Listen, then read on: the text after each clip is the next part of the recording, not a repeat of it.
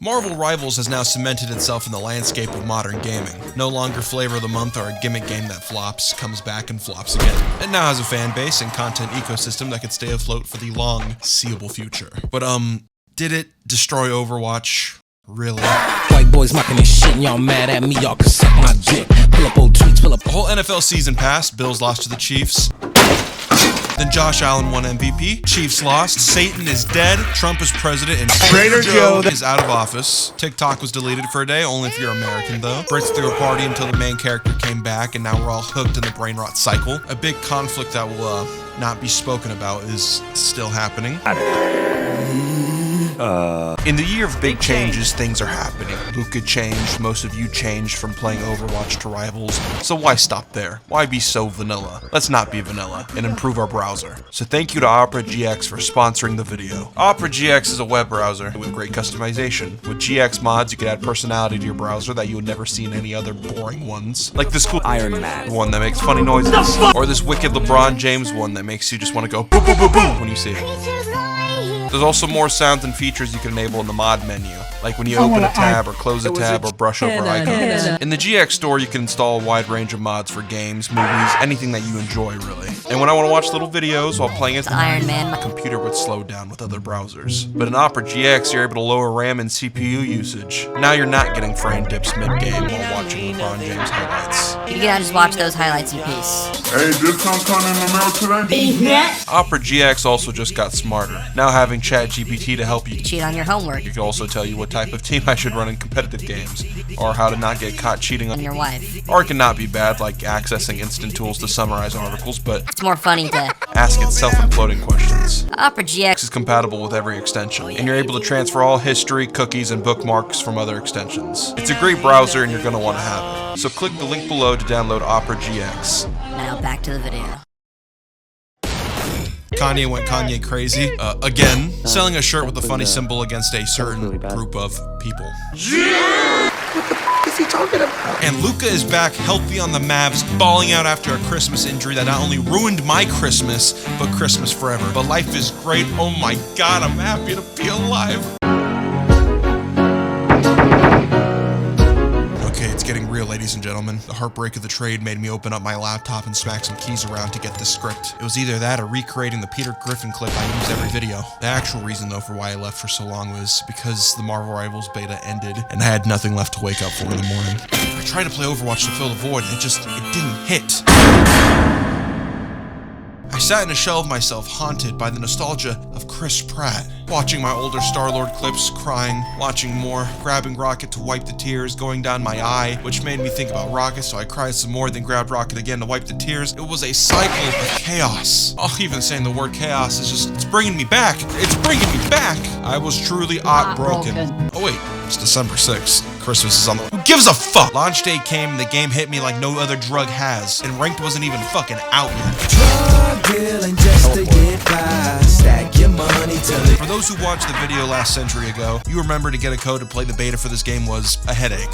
But now with everyone having access, along with a bunch of people being bored with the flavor of the month, it spread like wildfire. And we're not gonna make an LA pun because Luka is now with the Lakers. And the whole time while the game was blowing up, the servers were stable and people were able to actually play it. You think that kind of automation is easy? Or cheap? Skipper, that seems like a basic thing to do though, have a game that works. It is, but sometimes we forget things, okay? We're all human, I'm only human after all. Accidents happen, like a multi-billion-dollar company, Blizzard, forgetting to make their game work at launch. That was a sequel to an already controversial game that got abandoned for 3 years. Fuck! Cards on the table, I've been playing this game a lot. Almost 400 hours, a lot of those hours being AFK, I might add. Your Honor, sometimes I leave the PC running when I take naps. Is that a big deal? If you're new and this is the first time you watched a video from moi, spoiler, I like Star-Lord a lot. I'm laughing to the bang. I like him so much that I hit Grandmaster mainly with just the guy. I got like 80 hours into him, but knowing my stupid ass, the number here on screen will be different because I'm addicted and lack self-control.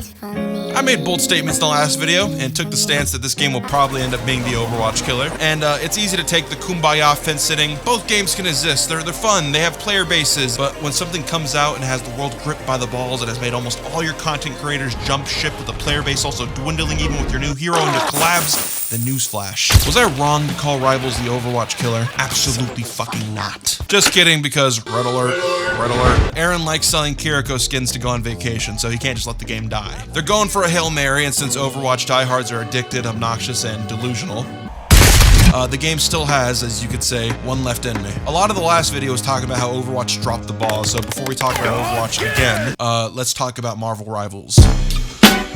Even though it should be standard, to have millions of people play a game together, spanning from all consoles and PCs, is impressive, and shows that the limited alphas and betas were used to actually stress test the server, not just be promotion like a beta for whatever new Call of Duty game comes out every year. You still got the marketing of people feeling FOMO when they couldn't access the beta due to the shitty drop system, so now is not the time to be humble and hung, okay? The only problem with the game's launch is not being able to spend money the first second I could.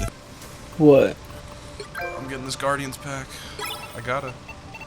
Whatever, man. I'll just use my vanilla Star-Lord. I don't hate this skin, but Chris Pratt. Emmett from the Lego Star-Lord. Why would you spend money in a free game, is what I was saying about Fortnite when I was a teenager who had no money. But when a game is working well and has jiggling car keys like the Guardians of the Galaxy and the funny blue suits, or Spider-Man having a hated suit and a good art style, then people are gonna swipe card. So let's talk about why the game makes us want to swipe card.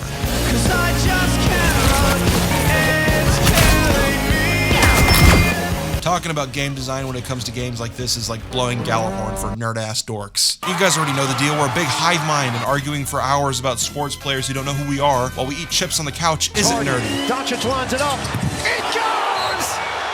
He is that guy! The benefit of me taking my sweet-ass time to make this video is that we now know how the game actually works. If I made this video in the first week of launch, it would be fucking garbage. I'm not just trying to flap gums. Go back and watch people's like video essays, and to put it blunt, they reek of I peaked at bronze and played this game for 20 minutes. Everyone was out of their fucking mind, making their little tier list. People thought Wolverine sucked, and now he's a terrorist who almost always gets banned. People thought Bruce was bad, and now he's a terrorist who always gets banned. And people thought Jeff was good, but now he has to be played in a 3 support meta where he's a backline flanking DPS or a pocket bitch to Groot to be good. Look at me, I'm Tim the Tat Man. I'm bald, and I think Dak Prescott is not a wash stat padding fraud. And I hate Rocket Raccoon and his amplifier. Then like a bunch of programmed bots, everyone gets mad at you for choosing Rocket, while at the same time, deep down in your heart, you know you're only playing him because you drank a couple twisties and want to go broonk, broonk, while blasting loud music, not wanting to worry about keeping heaven and earth from collapsing on each other.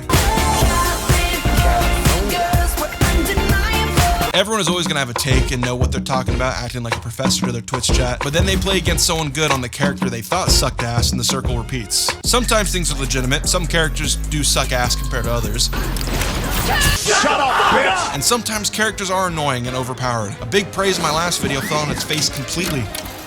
Hello's for the characters who are pretty good at aiming, but isn't a annoying single-kill sniper character. Because hot take, having more variety of melee-based characters is more fun to play and deal with than a cancer-ass Widowmaker who brings the tempo to a screeching halt. This was before they added Hot Guy and Black Widow, by the way. I was a good Widowmaker when I played Overwatch, so that's why I was bitching. I have compassion. And yeah, Hot Guy and Hello were annoying. The Hawkeye just does not miss. Dude, you guys are getting destroyed. Hawkeye just shits on me, dude. I know this because it became so bad that if you couldn't beat them, then you had to join them. So I got Lord Hawkeye and a lot of wins by playing dirty against dirty. It gives me some validity in my little glass house. They say I calm down since the last album. Will lick my dick, how does that sound? Smell my gooch, you can kiss my buns. And I don't give a shit, bend my rectum. They needed nerfs for sure, and they got nerfed, but unlike Overwatch and League of Legends, I'm sorry, I hate having to say its name too, but there's no little children in the vicinity. We're okay. Hawkeye and Hela aren't dead in the water from a nerf. They're just not so strong now that they're mandatory bans every time in comp. Hero bans do a lot for this game because in worst case scenario, if someone is really broken or a player is just a straight demon on them, then you could ban their character, forcing them to play something else. This forces you to learn different characters than just strictly meta, since it's a gamble that any character could get banned. And if you have terrorist characters you can't stand, like Namor against Dive, since you have to play Spider-Man or else your heart gives out, you can get rid of them and deal with a different evil like Storm Johnny in the current meta when I'm writing this video. Hero bans add so much to the game for diamond and above matches and allow way more strategy in the pick phase. It also creates this little community of running into people you know who might fuck up your day. Of course, some people don't want to deal with the pressure of strategic bans, so everyone follows the herd, like a flock of sheep, and it becomes a default ban Luna, Hulk, Wolverine, Storm, but the reason people found out Iron Man and Hulk were so strong in Season 0 was because Hell and Hawkeye were getting banned constantly. And Luna kept getting banned so much that it made a lot of people play and get efficient with Cloak and Dagger. So now if you ban Cloak and Dagger, you also have a pretty effective ban. A lot of the time, people will fill Rocket because he's easy to play. So to even ban Rocket could sometimes make a team crumble from within because the person who was forced to play Rocket might only play DPS, and now no one's switching, and this is a perfect way to transition to role queue. Playing Rivals and being trapped in its addictive game loop made me pause and really take in that Overwatch's game design is just bad. Like, really bad. I know in recent events, NetEase, being a Chinese company, is trying to get out of America and keep everything in-house. So a lot of people who helped work on the game's design got fired, like the game director Thaddeus Sasser. That was a creative director for Battlefield, along with all the other American people in Seattle. I bring this up because people are looking at the news like the game just got its head chopped off. But to set things straight, this is a Chinese company, and this is a Chinese game. Even for the developer updates, the creative director, Guang, who is definitely Chinese, even saying the name made me feel racist.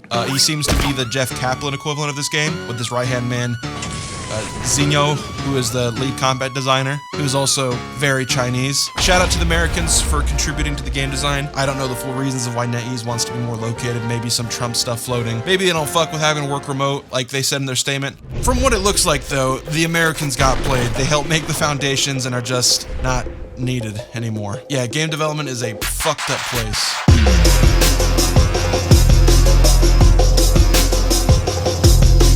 Overwatch's role queue was discussed in the previous video and how it was implemented because of GOAT's meta, as well as the dying player base since people would rather smash each other's head in with rocks than play tank. And instead of fixing the problem from the root of the weed instead continued to spread and spread while Blizzard was working around the foundations of said weed. And playing Rivals makes it really hard to want to go back because it was made on the top of a beautiful little flower. This isn't even fully about how the game plays, everything around is just nicer. For ranked, everything is clean. Hey man, what's your rank? Oh, I'm in Overwatch, and I have to go into the encrypted files to see your gold, bronze, gold, platinum. Having a rank for your tank and healer and DPS and open queue, Steve Jobs would be rolling in the fucking grave. It's ugly and annoying and diminishes the coolness of a rank. On some Zuckerberg Facebook shit, a rank isn't for you. It's for your friends and people to see. You want to see what they're doing and what rank they are. And it's easy to keep track of your friend's rank when it's just one rank and it's next to your name. A rank then means something when it's just easy to see. It's crazy how Rivals has this down. Another game that had this down really good was CSGO, and then they fucking backslid. Now every map has a rank, and there's this new global rank system thing. It just made everything get muddied and lose value. One rank. You can see the progression of when you're going up and down. It's that fucking easy. Stop complicating shit. It's also just as easy for your friends to see your match history and prey on your downfall since you're not playing with them, to then get upset that they're winning without you. Okay, back to role queue.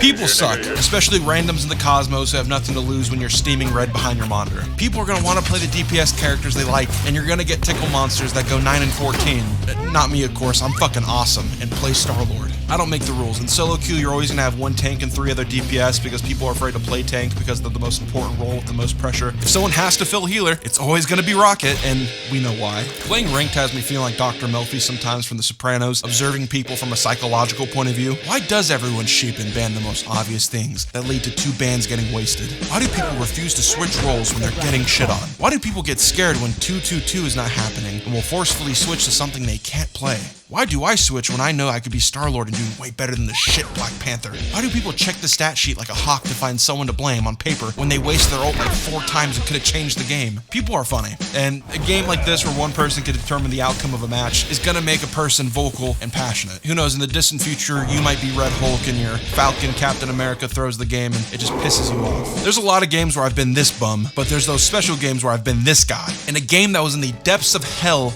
got saved. Hey, sometimes I've even put on a GOAT performance, and the only way I was able to do that was switching off healer and swapping with the DPS who was doing jack shit, and that's why it's hard to play Overwatch again. Even with its new bells and whistles, in Overwatch, when someone is struggling to tank, they can't swap with someone who also knows the character. They just have to sit there until, and when the team eventually loses because of them, they gotta deal with all the barking dogs calling the tank a fraud and a bum, whereas in Marvel Rivals, you could do that mid-game and make adjustments. It's funny because I said the reason a guy like Luca played Overwatch was because of the sports-like feeling of it, but after playing Rivals, even in a sports analogy, Overwatch is still very limited. When shit's hitting the fan, you can make adjustments at halftime, and people might swap positions and restructure around what happened in the first half. Counterpicking being the only way to solve a problem is bad design. And even recently with this new update, they nerfed counterpicking. Look, maybe I can't handle the pressure and had a bad day, and I could swap healer and we could maybe win. Maybe the tank is just filling and isn't creating space, and I could swap and make an impact. Role queue is just bad design and limits the potential of what a game can be. Even in clutch situations, if I die first as as healer or DPS, I could switch Strange if he's not picked and make a portal so we could touch, and then everyone uses their ults and we win the game.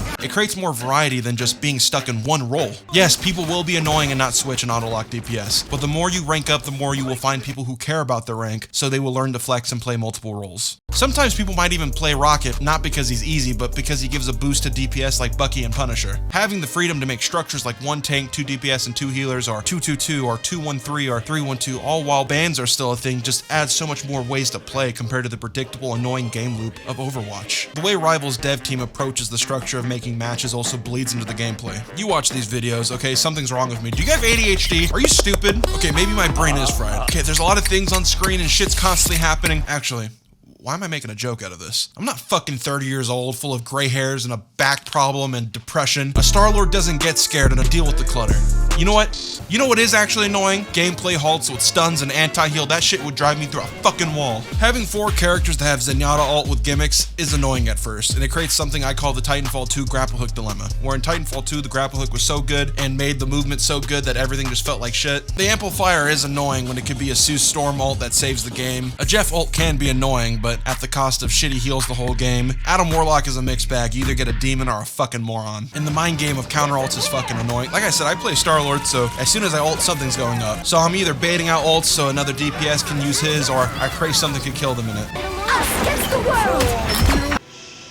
Which is how you should design counters to characters like these. Cloak and Dagger can be annoying until you have a Magneto that throws a big ass rock that kills them both. To counter annoying shit requires communication and coordination, but being active in general is so much better than having to come to a complete stop. Enemy Cloak and Dagger ults, then our Cloak and Dagger ults, so now no one is dying but we're building ult charge. Nobody is invincible in a immortality field or from a dumbass Suzu. No one is being hit by anti-heal making the support struggle. Adding characters with creative counterplay is better than making broken characters that ruin the game for everyone. That's why Rivals is such an impressive game. Even with the recent new update, Johnny and Storm's combo ult could kill supports in their ult. This is an example of this. The game is not balanced, it's just well designed. Overwatch's obsession with designing the game to be rock, paper, scissors is what led to the game's downfall. Rivals has characters who could counter people's annoying shit, but you don't just lose the game because somebody played meta. Every day the community is arguing and getting proven wrong about this. Rocket could be annoying when you put the entire pressure of the game into just his ultimate, when you could just as easily have someone play Magneto or Iron Man and kill a support when they're using theirs. Playing a character you like isn't the end of a game. You might be getting cooked on Spider-Man and swapping is better for your team, but it's not solely because of Spider-Man being a bad pick. It's a team game with a lot of variables, and with the design of synergies and team-ups, there's a lot of different types of teams you can make. Black Panther could be a headache, and then someone makes changes to the team comp and he becomes a tickle monster. And yeah, swapping no more helps, but also just communicating with your team to peel and help you is also effective. In general though, going back to sports, being in the big leagues with coaches and high strategy and big stakes in the line is probably really fun and exhilarating, but so is shooting hoops with your boys at the local park. And both are still basketball. People are gonna sweat and crunch the numbers and try to make it a science, and if a dev team appeals to that, you ruin the game for everyone. If Iron Fist is your favorite hero, you should be able to play Iron Fist and be able to contribute to the game without it feeling like you chose scissors against rock. A design like this will make the game go further because appealing to casuals will always be better than appealing to the niche esports community. Live service games have to go beyond just wanting money. Everyone likes money, and we all want more of it, but you have to have a base before anything else, and the base needs to be strong. A community is powerful, and without the fan base, the product could crumble. And sometimes the devs will mess up, like Helldivers messed up bad, and when the community started barking, things changed. Eventually, anything that's great will let a fox in the henhouse and ruin everything. Once again, Mavs fan, it's a sad way of thinking. Rivals will eventually drop the ball and make everyone mad, even outside of the game itself, like they recently did going no China and gunning down its American staff. But right now, they have to stay on top if they really want to bury Overwatch and keep its audience. Even though I'm a hater, I was loyal. Overwatch had a lot of loyal people jump ship because it just wasn't fun to play anymore, and its community sucked. One hero for a specific role every 6 months, even longer sometimes, more effort in Kiriko skins and collaborations, constant doubling down and not listening to the community to then be proven wrong. The lore team gave up, there's not even cool cinematics anymore, the game just feels dead. And even now, they're only doing shit because there's competition. Rivals feels the complete opposite. Community engagement, factions, season tournaments, interaction with the community, updates and feedback, constantly inspired cosmetics, season events which even reminded me of when Overwatch cared. They made a fucking Lucio ball. If you get to gold, you get free cosmetics. It's easy to snoop around and see your friends' match histories, and I mean, they just capitalize on what Overwatch wasn't capitalizing on. Killing blow would be to make a whole PvE campaign doing what Overwatch 2 couldn't. Bookmark this in your head. We will come back to this video in a year or two, and this will happen. It's inevitable. It's just a game that cares at the moment, that wants to exist and be around. It's just simple why a game like Rivals is doing good. They made the game with a lot of care and consideration and have capitalized on the mistakes of Blizzard and appealed to what people want, while using a popular and loved brand. Overwatch 2 is making right steps, but the reputation is still so damaged. But it's recycled from the scrapped PvE mode and doesn't actually drastically change the game. Not to discredit these changes, but being the best they've done in 3 years to fight against a new game with a really good Season 1 and a good roadmap in mind, it's keeping them hanging around, but I just don't see them matching the pace of Rivals. I really like Rivals. It replaced that Overwatch like niche for me. If you're watching this video in the future and Nico Harris infiltrated the game and pissed everyone off more than recently, tell me. Skipper Incorporated 2025. I love you. Bye. I fucking hate you, but I love you. I'm bad at keeping my emotions